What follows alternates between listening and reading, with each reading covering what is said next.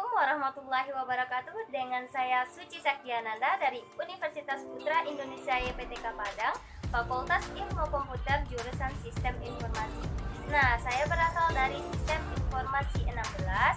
Di sini di dalam video ini dengan mata kuliah Sistem Informasi Manajemen dengan Bapak dosennya Sofika Enggari, Eskom Mkom. Jadi di dalam video ini saya akan membahas tentang sistem. Nah, apa itu sistem? Sistem apa yang saya bahas? Maka simak video berikut ini. Nah, baik, saya akan menjelaskan tentang sistem tadi dengan mata kuliah saya, yaitu Sistem Informasi Manajemen. Tadi di awal video saya sudah menjelaskan biodata saya dan dengan Bapak dosen saya, yaitu Pak Sofika Enggari, Eskom Mkom. Jadi poin-poin yang akan saya bahas di sini, yang pertama yaitu nama sistem. Jadi saya akan menentukan nama sistem saya. Yang kedua yaitu urutan prosedur dari sistem saya. Yang ketiga itu klasifikasinya. Yang keempat komponen. Lalu interface. Lalu batasan sistemnya, inputnya, outputnya, tujuan, dan pengawasannya atau controlling. Nah, di sini saya memberi nama sistem saya yaitu sistem organisasi.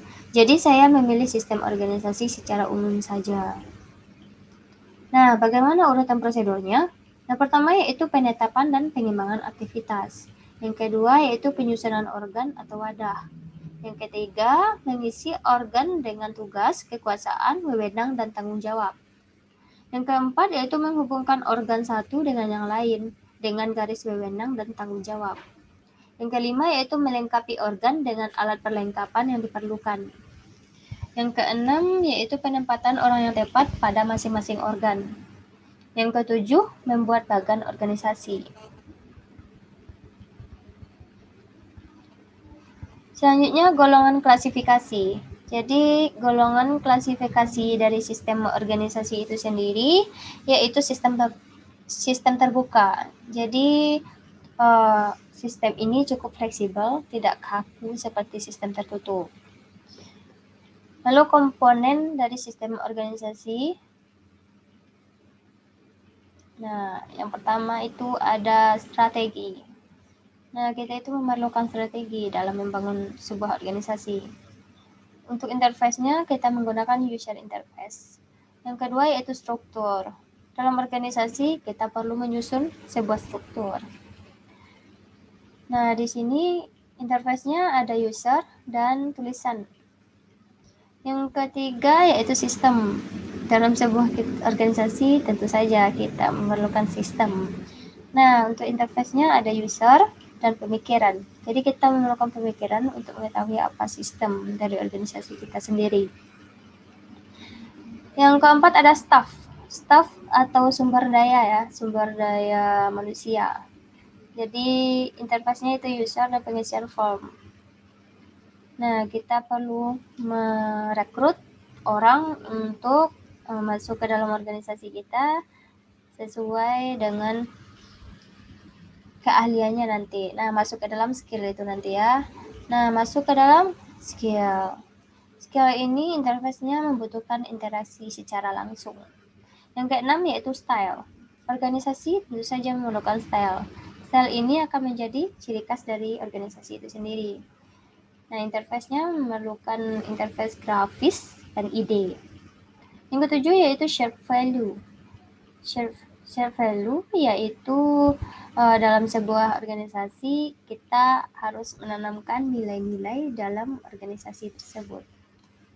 Nah, kita akan menyampaikan nilai-nilai dalam organisasi kita sendiri melalui interaksi langsung.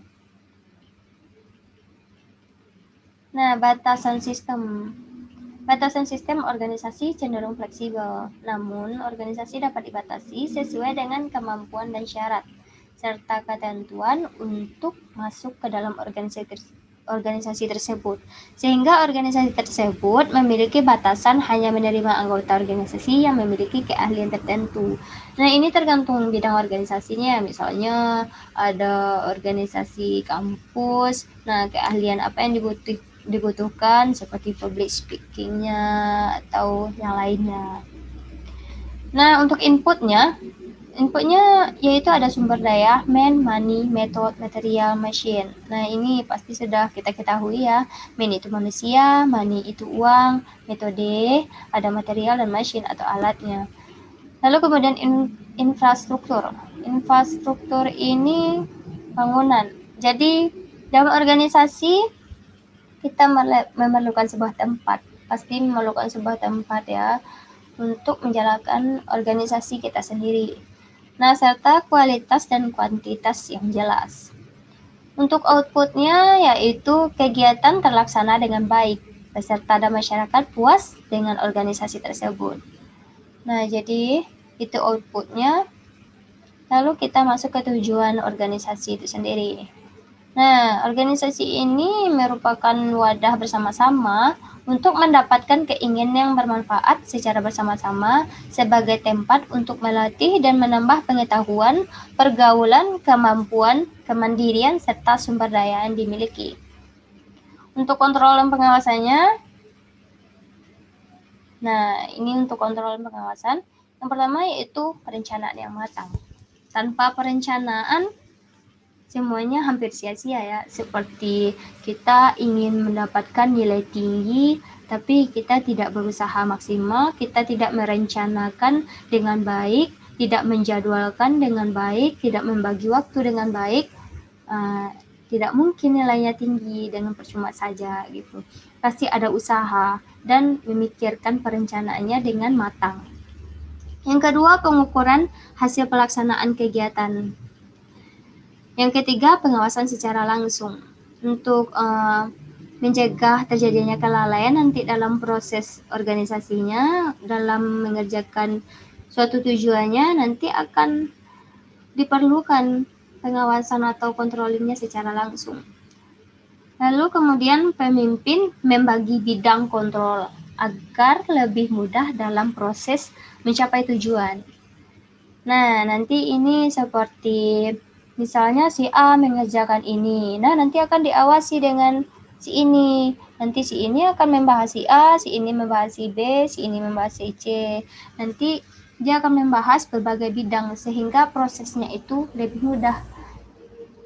Jadi tidak hanya satu yang terbebani ya, jadi tugasnya dibagi-bagi, pemimpin itu membagi bidang kontrolnya. Nah, jadi seperti itulah pembahasannya. Sekian dan terima kasih. Wassalamualaikum warahmatullahi wabarakatuh.